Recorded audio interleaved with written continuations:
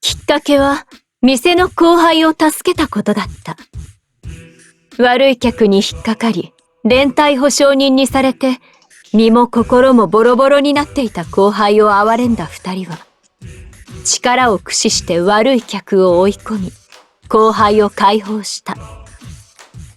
その噂を聞いた他のキャバ嬢や客も悩みを打ち明けるようになり、二人は自然と悪い金持ちを破滅に追いやる正義のキャバ嬢になっていった。正義はスノーの役目なのに。乗りかかった船ですわ、人魚姫さん。それよりほら、お客さんです。欲望に飲み込まれてナイトメアと化した悪人たちを、今日も二人は打ち倒す。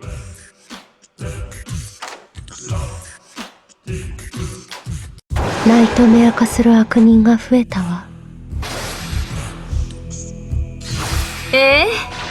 倒すことに罪悪感を抱かずに済みます。楽しそうね、かぐや姫。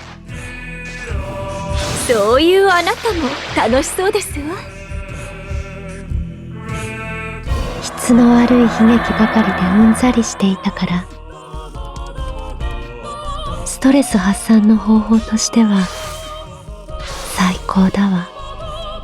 私もです。悪い金持ちに胸焼けしておりました。こんな下賤な者たちに金などもったいない。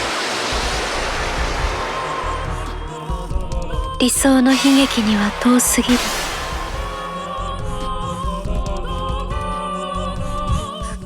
倒しても倒しても悪い金持ちは減らない。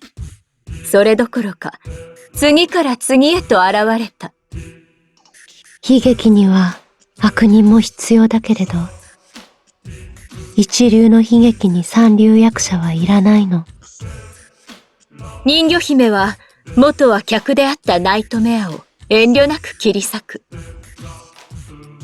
私より強ければ悪人でも歓迎ですが、弱い方はご退場願いますわ。かぐや姫もナイトメア化しつつあった客を容赦なく両断した。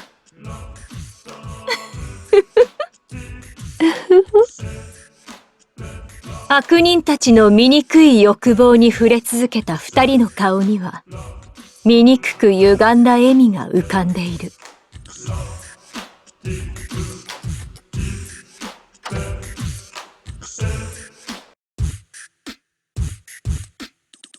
本当に最初は悪人を懲らしめるためだったのです。後輩の女の子があまりに哀れで、助けてあげなければと思ったのです。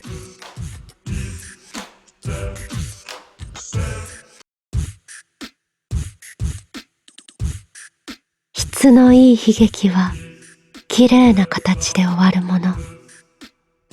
あのままだったら後輩の子は単なる悪趣味で命を落とすところだった。だから私は助けようと思ったの。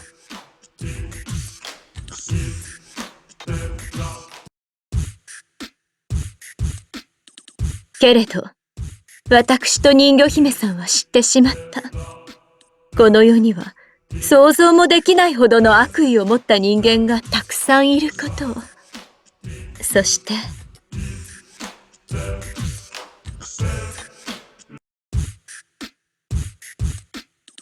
私とかぐや姫は知ってしまった。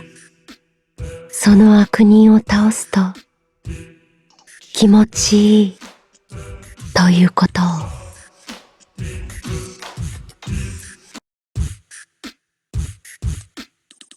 お客の皆さんは私たちに癒しを求めて多くの悪意を浴びせました。お金を払えばそれが許されるとおっしゃって。さすがの私も少し辟易しておりました。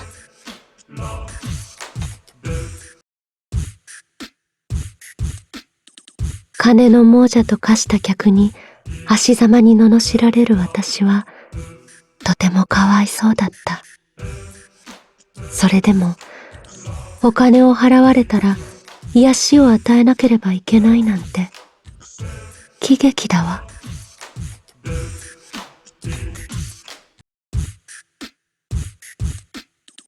私をなじったお客様をこうして手にかける。飛逆は転じて可逆にもなるのですね。それを今、私は楽しんでいる。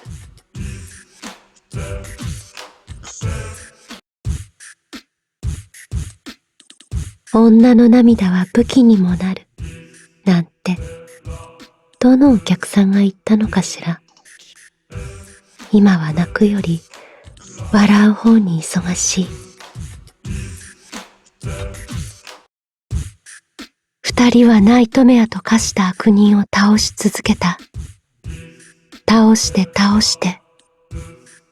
ついには一般の人間も手にかけた。あなた、悪人ですわね。違う俺は。この時間、この町にいたのが悲劇ね。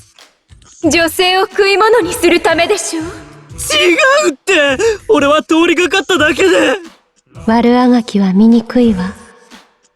泡になって。二人が悪人と判断したら、それはもう悪人なのだ。そして、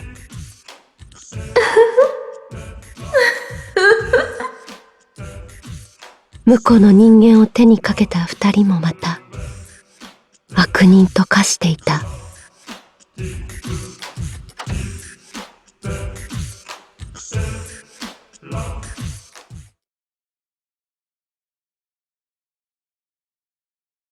あら、人魚姫さん、あなた。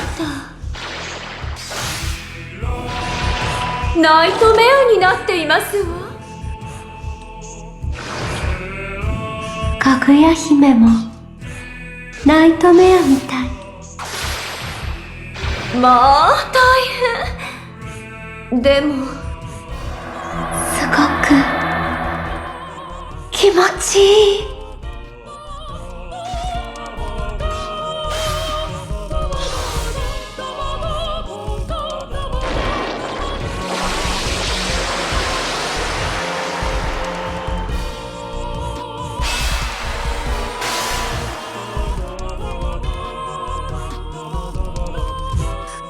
歌舞伎町を崩壊させた二人は、さらなる破壊と欲望を求め、暴走したまま新宿から飛び去っていく。